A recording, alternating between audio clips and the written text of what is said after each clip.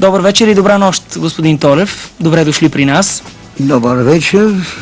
Лична благодарност към вас и към вашето предаване, а на вашите зрители, моите уважения. Миналата неделя вече стана дума за това. Една доста голяма част от християнския свят отпразнува Христовото възкресение.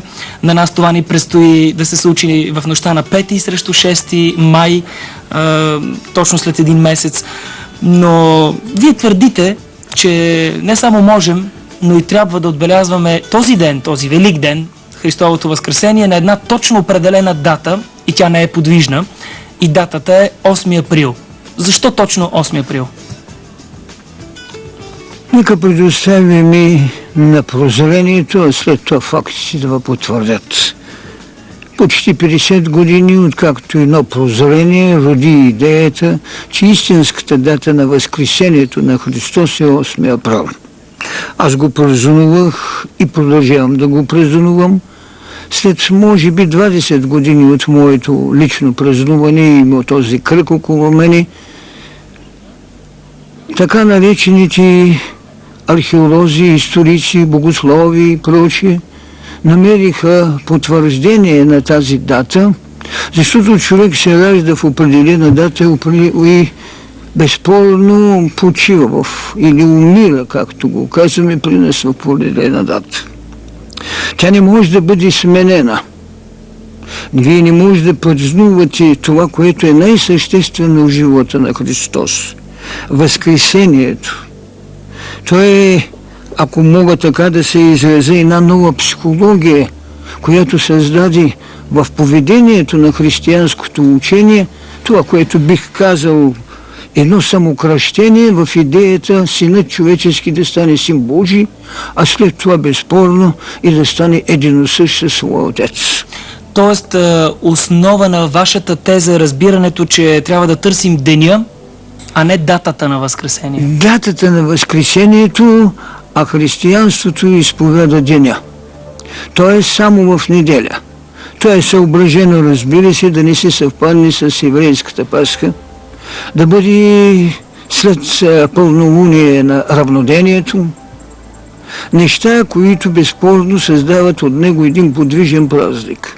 И представете си сега, че Христос не е възкръснал, а възкресението е и така, ако мога да кажа, съхранената памет на откровението, чрез което Христос даде един нов ултар, книгата на вътрешния живот или книгата на живота.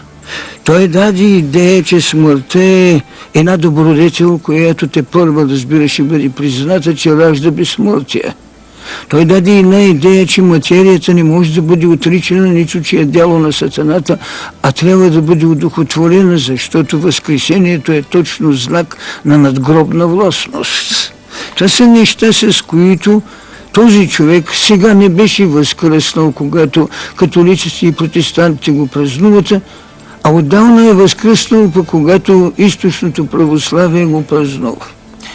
Те сменят календарите си. Искам друго да ви попитам. Търсите ли легитимиране на вашата идея за възкресението на точно определена дата и тя да бъде 8 април, когато известни издания публикуват и публицистични издания, и не само, когато публикуват тази дата, световни енциклопедии, и особено пък ако тази дата е 8 април, особено тогава? Знаете ли, това беше, не мога да кажа първата ми радост, защото детската ми радост беше, че една богиня се ражда от глава, а не от отроба. Когато тази достоверност излезе и тя е публикувана и в Българската хроническа енциклопедия го има, тогава Световният съвет на църквите направи едно мъничко престъпване към решение на големия въпрос. Бяха решили да се събират и да решат да уточнят този ден. Разбира се, нещата се разминаха, Световният съвет не е взел още своето решение, а това разминаване на възкръсналият преди да излезе от гроба да го празнуват и възкръснатия отдавна възкръснал да го възкресяват цял месец след това.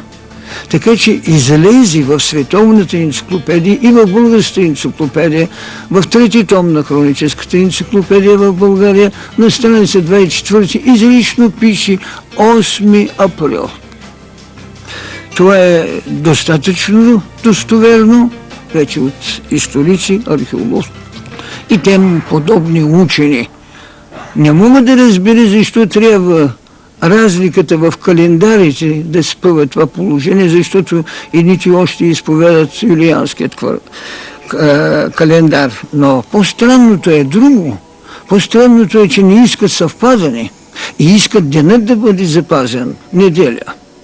Това винаги ще внася разместване и такъв случай празникът ще бъде не с постоянна дата, а с подвижна дата. Разбирам ви, благодаря ви за сега. Номерата знаете добре.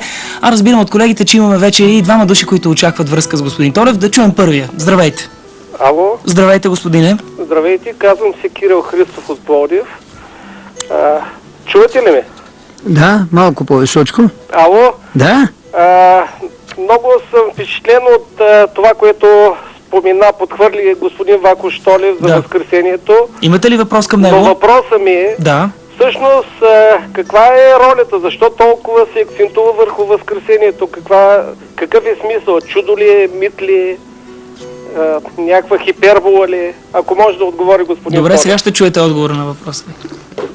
Благодаря за вниманието и благодаря за наистина хубавият предизвикателен отговор.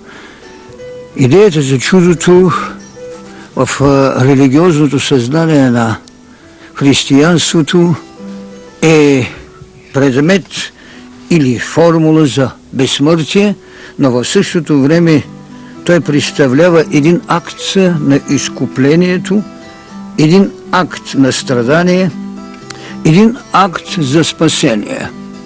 Разбира се, че християнството в своята приложена воля повече го прави предмет на чудо, отколкото на една реална вложена възможност, ако се изходи от това, което е казано в книга Битие още за сътворението на човека. В човека е сложена една, така както казвам, боголикост, но и една боговластност, която е подобието. Господин Толев, ще ви прекъсна, защото разбирам, че имаме обаждане от чужбина. Да разберем от коя страна. Ало? Те казвам. Чувате ли ме? Да. Искам да ви попитам, актът на Възкресение има ли отношение към възраждането на българския дух? Благодаря. Историята на България е преди всичко история на осъществен дух, защото прабългаринът е имал само едно божество и то е имало и е дарило българският народ, а и ханът му със своята висша енергия, наречена Оренда. А тя е носила възкресение и успех. Възкресението в българската история се приема като един от най-хубавите актове през времето на нашето възраждане, особено от робството. На деня на Възкресението, на 3 април 1860 година, българските духовници прокламират възкресение на независима българска църква от Цариградската патриаршия, един от най-великите актове в нашата история. Много ме е учудвало защо не го интерпретират в неговата вътрешна стойност. Да правиш възхвала на уробителя ти и да се откажеш от своят така наречен църковен водител, защото са го наричали Фанарайота, който е крадел духът на българската бъдеща история. Сега разбирам, че има още един слушателски въпрос. Нека обаче той да бъде... Най-съществената даденост, че когато Адам е имал коража да вземе плода на знанието, е създал това, което наричаме при него вече лична еволюция, т.е. развитие.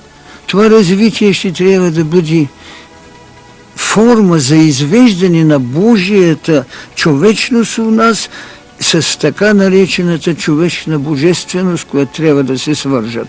Това става чрез духът, чрез душата, чрез приложената воля, чрез умът, който има висши и нисши стадии, чрез унази емоционалност. Затова тези лъчи са разпределени като лъч на администрацията или Юпитеровия лъч, лъчът на молението или лъчът на религията, лъчът на философията, лъчът на изкуството, на делотворството. От тук е и моята теза, че два фактора правят история. Единият е сътворението, другият е знанието. Две сили съпровождат историческото развитие. Това е любовта и смъртта. И за финал на нашия разговор, буквално в едно изречение ви моля да ми отговорите в какви моменти от живота си човек достига до различни духовни прозрения, до различни пробуждания в живота си. Когато се знае, че то е богонеобходимост и историческо битие. Богонеобходимостта го праща, а историческото битие му дава легитимация. Благодаря ви, господин Толев.